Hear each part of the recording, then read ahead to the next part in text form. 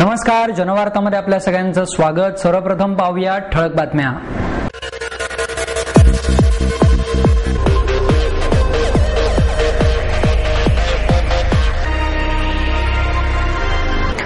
एकविसाव्या शतकातील गुन्हेगारी आव्हानांचा मुकाबला करण्यासाठी पोलीस दल सज्ज आहे। राज्याचे पोलीस महासंचालक अजित पारसनीस यांचा विश्वास। मुलांनी काय बघावे आणि काय बघू नये याकडे पालकांनी केवळ लक्ष देऊन उपयोग नाही, तर त्यांच्याशी मनमोकळेपणाने चर्चा करून त्यांना जागरूक करावे। प्रसिद्ध चित्रपट दिग्दर्शक आशुतोष गोवारीकर यांचं आवाहन। कॉन्टिनेंटल प्रकाशनच्या वतीने डॉक्टर सलील कुलकर्णी यांच्या लपवलेल्या काचा या पुस्तकाचे प्रकाशन संपन्न।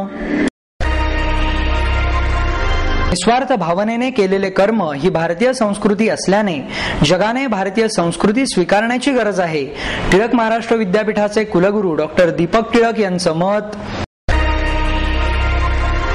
आणि नाशिक येथील सुंदर संस्कार आणि स्वाध्याय मंडळाच्या अवलोकन या त्रैमासिकाच्या 4थ्या वर्धापन दिनानिमित्त ब्रह्मसूत्रे आचार्यांची जीवन भाष्ये या विशेषांकाचे आचार्य किशोरजी व्यास यांच्या हस्ते प्रकाशन। भाजप शिवसेनेच्या पाठोपाठ महाराष्ट्र नवनिर्माण सेनेनेही खासदार कलमाडी यांच्या विरोधात आंदोलन करीत त्यांच्या राजीनाम्याची मागणी केली। महाराष्ट्र नवनिर्माण सेनेने सुरेश कलमाडी यांच्या घरावर मोर्चा काढून जोरदार निदर्शने केली। यावेळी महाराष्ट्र नवनिर्माण सेनेच्या कार्यकर्त्यांनी ठिय्या आंदोलन करत रास्ता रोको करण्याचा प्रयत्न केला। या सर्व कार्यकर्त्यांना पोलिसांनी ताब्यात घेतले। मनसेचे आमदार रमेश वांजळे यांच्या नेतृत्वाखाली हे आंदोलन करण्यात आले।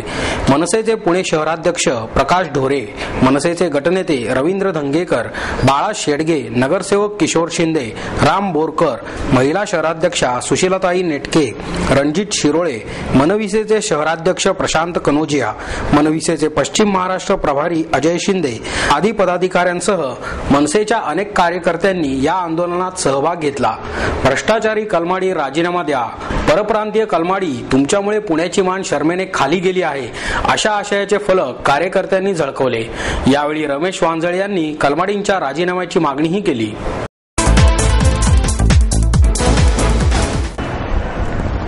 एकोणिसाव्या शतकातील आव्हानांचा मुकाबला करण्यासाठी पोलीस दल सज्ज आहे, असा विश्वास राज्याचे पोलीस महासंचालक अजित पारसनीस यांनी व्यक्त केला आहे। पुणे श्रमिक पत्रकार संघाच्या वतीने स्वर्गीय जयंतराव टिळक स्मृती व्याख्यान आयोजित करण्यात आले।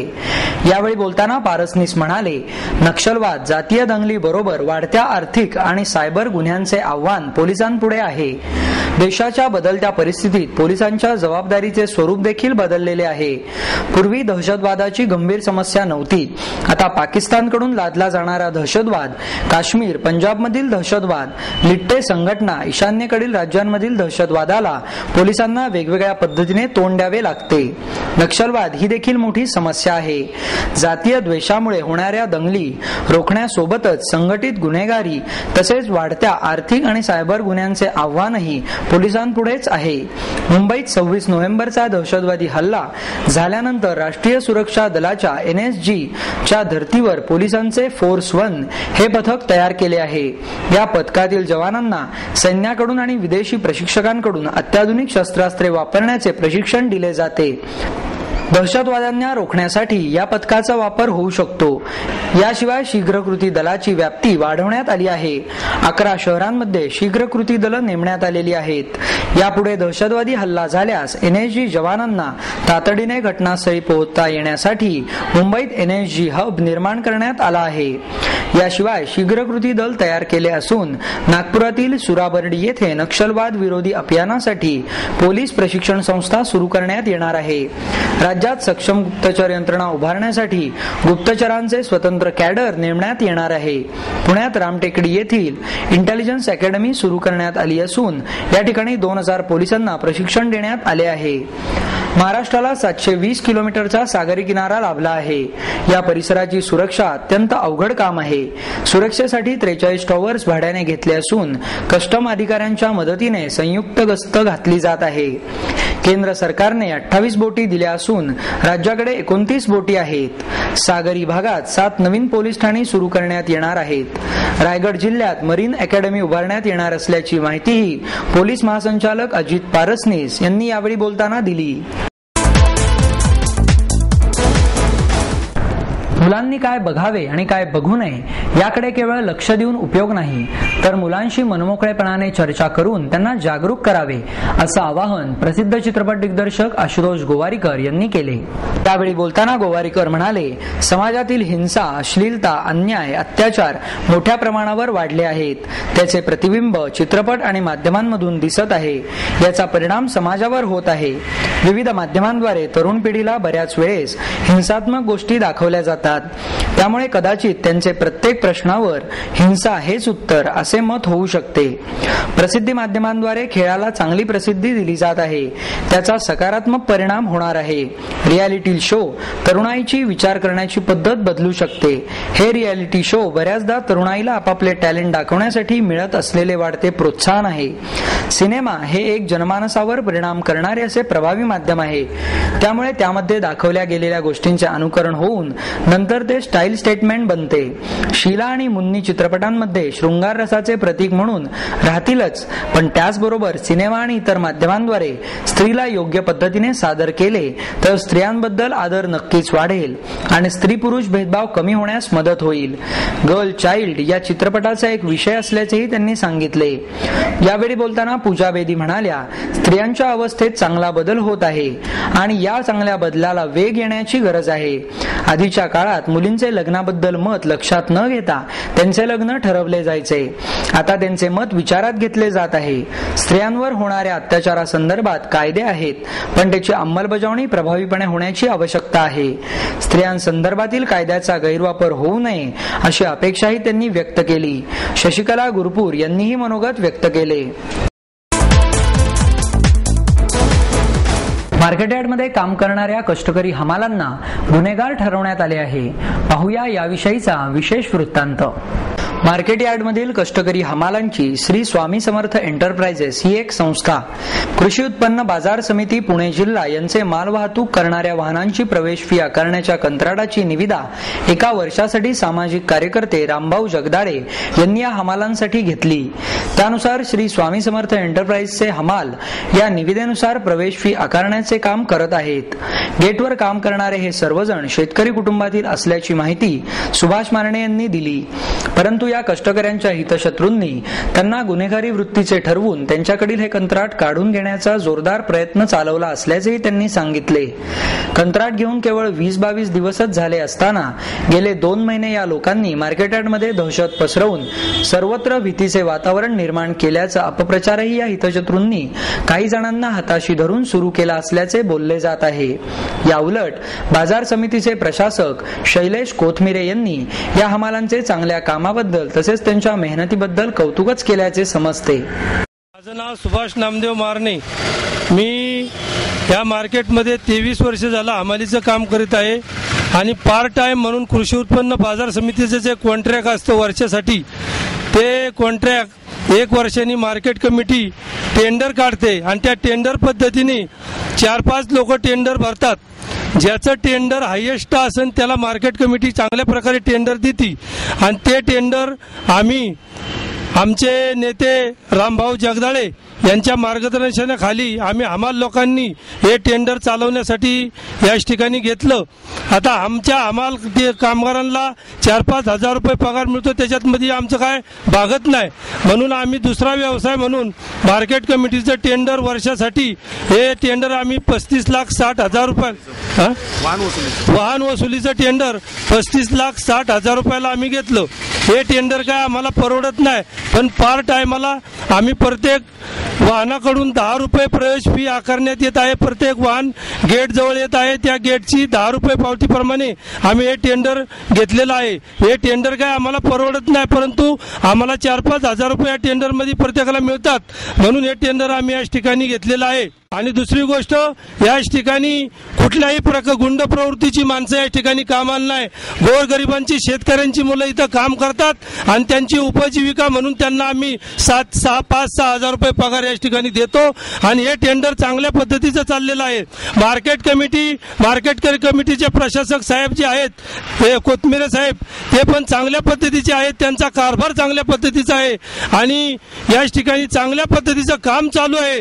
परंतु काही लोकांनी आमच्या विरुद्ध जी तक्रार, ज्या भांडवलशाहीने जी आमच्या विरुद्ध जी तक्रार केली ती बरोबर तक्रार नाही. त्या तक्रारीला कुठेतरी आम्ही वाचा फोडल्याशिवाय राहणार नाही.